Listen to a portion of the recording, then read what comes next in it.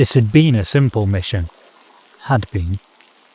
Born to a noble merchant house and raised in New Antioch, he had served with the Duke's forces in his youth, and still took direction from his old lieutenant from time to time.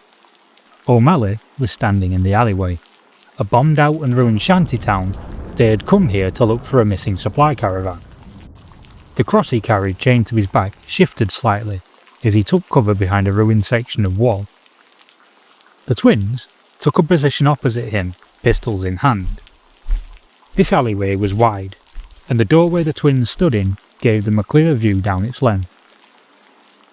The tang of blood hung in the air, and the soft patter of rain was the only sound to be heard in the otherwise eerily silent ruins. The occasional soft roll of thunder sounded like the low growl of a hungry dog, distorted as it was by his helmet. Although his warband shunned the iron capriote used by other trench pilgrims, they made use of holy icon armour, and his, piecemeal though it was, were sections of plate mail and the helm of a holy knight. His men were tense. Goetic magic hung in the air, and there was a constant oppressive force that seemed to want to pull them into the open. A shot rang out. O'Malley could see the incendiary round blaze through the air like a miniature comet. There was a thud, and a pained scream as the bullet found its mark and brought the wrath of God to a heretic. Above them, and far behind, Johansson had timed his shot perfectly. The twins sprang to action, each of them firing down the alleyway to put down a second heretic. The still burning body of the first cast an orange gloom over the alley, giving the impression of a glimpse into Inferno itself. Heretics roared as they charged down the alleyway, but the twins met them head on. One wielding an axe, the other a short sword, they moved like one man, and the alley erupted with battle. O'Malley switched on his speakers to blare holy music. His shield raised, he battered away a grenade and lunged at a towering anointed. The brutish heretic levelled a flamer and spewed gouts of unholy fire down the alley. O'Malley's vision was briefly overwhelmed by flame, but chanting battle hymns, he buried his axe in the anointed's shoulder. The holy axe cleaved off his left arm, and a second later, the twins blew a hole in the man's chest. The alleyway had become a charnel house, as several heretics lay dead or dying, and a pilgrim coughed up blood and collapsed from his wounds. Off to his right, at the other side of the buildings, O'Malley heard Donahue bellow about the wrath of God and the explosive percussion of an anti-tank hammer hitting home. Behind them, O'Malley heard flesh being ripped from bone, and the normally rhythmic firing of Johansson became frantic as whatever was behind him closed on him fast. They ran down the alley. In the courtyard up ahead was the caravan they had come to collect. The twins kept watch behind them. As Johansson's rifle rang out in the darkness, they pressed on to the objective.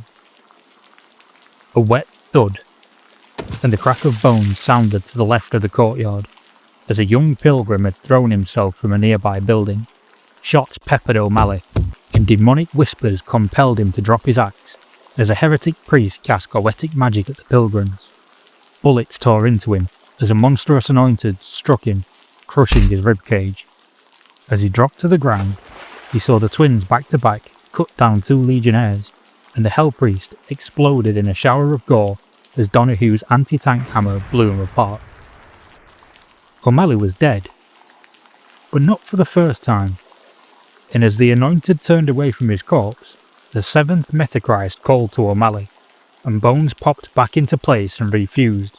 With an intake of breath, O'Malley sprang to his feet and sent the anointed's head sailing as he cleaved it with his axe.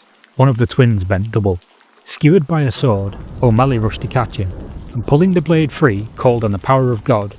Laying his hands on the wounds, he began to heal the man, but it would take time. The second twin, pistol raised, took up position to guard his brother and the prophet. The darkness of the alley coalesced. As dark fingers reached from the shadows, the corroded armour of a death commando battered into Donahue's shield, sending the castigator reeling. The assassin was fast, and bullets pinged from its armour as it dodged great arcing swings of Donahue's hammer and pressed its attack. The Tartarus claws drew great gouts into Donahue's shield and sent blessed wood flying in splints as the castigator struggled for footing. O'Malley tried to focus, as the great wound in his friend's chest was slowly healing, but time was running out for them all with the death commando here.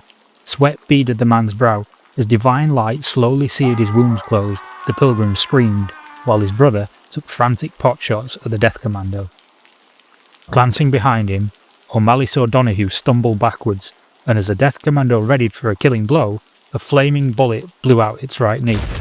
As it lost its footing, Donahue scrambled to his feet and hefted the great hammer before a thunderous crack obliterated the assassin, and the force of the blow threw body parts and shrapnel across the courtyard.